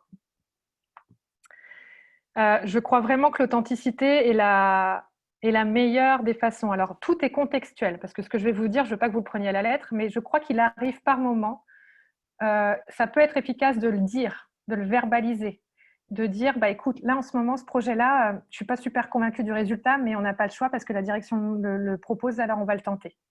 Je pense que ça peut être une option. Ce n'est pas forcément la plus adaptée dans tous les contextes, mais ça peut être une option. Il peut y avoir d'autres options aussi qui est de faire comme si. Contextuellement, ça peut être efficace de faire comme si je suis convaincue alors que je ne le suis pas. Mais il ne faut pas que ça soit une option qui soit du long terme parce que de toute façon, il va y avoir ce qu'on appelle une incongruence. Et quand il y a une incongruence, c'est-à-dire entre ce que je dis et ce que je fais et ce que mon non-verbal dégage, l'être humain va le capter, cette incongruence. Donc, ça va clairement créer des tabous au sein de l'équipe qui sont des tabous parfois non conscients qui vont faire que l'efficacité va baisser. Donc, l'authenticité, pour moi, est la meilleure des réponses. Plus 40 kilos en 6 ans, on m'a trouvé du cortisol. Ah, pardon, c'est en privé. Ok. Alors, il y a une personne en privé, je répondrai en privé à ce moment-là après. Merci pour cette info, super. Pour apprendre à se connaître, est-ce que tu connais les… Oui, je connais très bien les 5 blessures de Lise Bourbeau. J'aime bien, mais ce n'est pas forcément ma préférée. Je pourrais envoyer à Grégoire une liste de références si vous souhaitez avoir plus de lecture. Oui, complètement. Ouais. Merci. Ok, super. Les rituels d'équipe journaliers ou 2 fois par semaine permettent aussi d'évoquer sur ce sujet du comment ça va et donc de détecter. Oui, tout à fait. Hein, c'est ça l'espace de sécurité dont je parlais. J'ai une question. Est-ce que vous pouvez distinguer plus figé de soumission? Alors, c'est une bonne question qui est difficile à distinguer parce que parfois, on peut penser que la personne fige alors qu'elle se soumet. Figé, c'est vraiment une réaction corporelle. Vous savez, quand on est en état de choc, on fige. Donc, il y a comme quelque chose que… C'est comme si la personne, elle est glacée. Il y a du vide. Il y a un détachement corporel, un détachement émotionnel. C'est ça, figé. Alors que la soumission, c'est plus… Je ne sais pas si vous me voyez, mais c'est plus… la personne, elle va être rabattue sur elle-même. Vous voyez, il y a vraiment quelque chose de cet ordre-là. Si je peux, est-ce que je peux me permettre oui, bien sûr. Cette réponse. Si on parle en comportement animalier, moi j'ai été initialement, j'ai été formé sur justement l'éthologie, le comportement animal. Super. Sur le comportement animalier, on a le même genre de réaction, c'est-à-dire sur les quatre phases, les 4 étapes, enfin les 4 options de réaction. Et entre figé et la soumission, on peut l'imaginer sur un animal type un chat dans la nuit qui croise des phares de voiture. Le fait de se figer, en fait, justement, il va figer littéralement et il va se faire renverser. En interaction avec les animaux, un chien par exemple, face à la peur, il peut figer, donc se recroqueviller sur lui-même et effectivement essayer de montrer le moins de zones vulnérables si jamais il y a un coup qui part. Donc ça, par contre, ça c'est figé. La soumission, c'est se mettre sur le dos, désamorcer la chose en disant « Ok, c'est bon, j'ai compris, ok, c'est bon ». Donc voilà, donc l'idée c'est ça, c'est que l'idée de figer, c'est un comportement passif, vraiment doublement passif, c'est-à-dire on sait qu'on va choper un truc, mais on le prend quand même. La soumission, c'est un passif actif, c'est-à-dire qu'en fait, on sait qu'on est en position de faiblesse, mais on essaie de désamorcer la chose en prenant les devants. Voilà. Super, je vais le noter ça. Merci Mathieu. J'aime bien cette notion de passif-actif. Ouais. Et du coup, on peut faire l'inverse sur la fuite et le combat. Le combat, c'est le actif-actif. Et la fuite, c'est le actif-passif. Ah ouais, d'accord. On fuit, c'est-à-dire qu'on dégage, on met en place une action de retrait pour justement éviter un conflit. Tu as des références là-dessus Pardon? Tu as des références là-dessus Je propose que Mathieu devienne notre prochain mentor. C'est super intéressant ce qu'il amène sur… Ouais. Peut-être Anne-Laure, parce que je vois l'heure qui tourne et je sais que tu as un train dans 2 minutes. On finit toujours, c'est notre petit rituel de toutes les masterclass. Déjà vraiment encore une fois, mille merci. C'est toujours aussi enrichissant de t'avoir On est très fiers de te compter parmi nos mentors. Voilà. Et si je vous enverrai les coordonnées effectivement d'Anne-Laure. Si vous souhaitez poursuivre des échanges avec elle en perso, avec votre entreprise, n'hésitez pas. Et toujours Anne-Laure, ce qu'on demande, c'est si tu devais donner un seul et unique conseil à notre communauté de managers ainsi qu'aux décideurs RH qui sont parmi nous pour limiter leur stress et accompagner leur équipe, tu leur dirais quoi? S'il y avait une chose à retenir avec laquelle il faut vraiment qu'ils repartent. C'est 3 mots-clés. Sens, sécurité, plaisir. Yes, super. Alors, un grand merci. Je vous enverrai le replay de la masterclass avec les liens qui vont bien et les supports d'Anne-Laure qu'on va travailler. Un grand merci à vous tous. Bon atelier pour ceux qui en ont bientôt ou bon kick-off pour ceux qui intègrent les groupes. Là, je sais qu'il y a beaucoup de nouveaux. Hâte que vous échangiez en petits groupes dans vos sessions d'intelligence collective. Et prochaine masterclass dans un mois avec Gilles Jurine sur comment gérer un conflit au sein de mon équipe ou avec des managers de mon entreprise. Voilà, Gilles Jurine qui est un ancien pilote de l'air qui a travaillé dans l'armée pendant une vingtaine d'années et qui est devenu coach en entreprise et qui est passionnant. Salut à tous, à très bientôt. Ça me tente de venir, moi, à ta t'es prochaine. T'es invité, you're welcome. Ciao tout Bye le monde. tout le monde. Merci. Au revoir.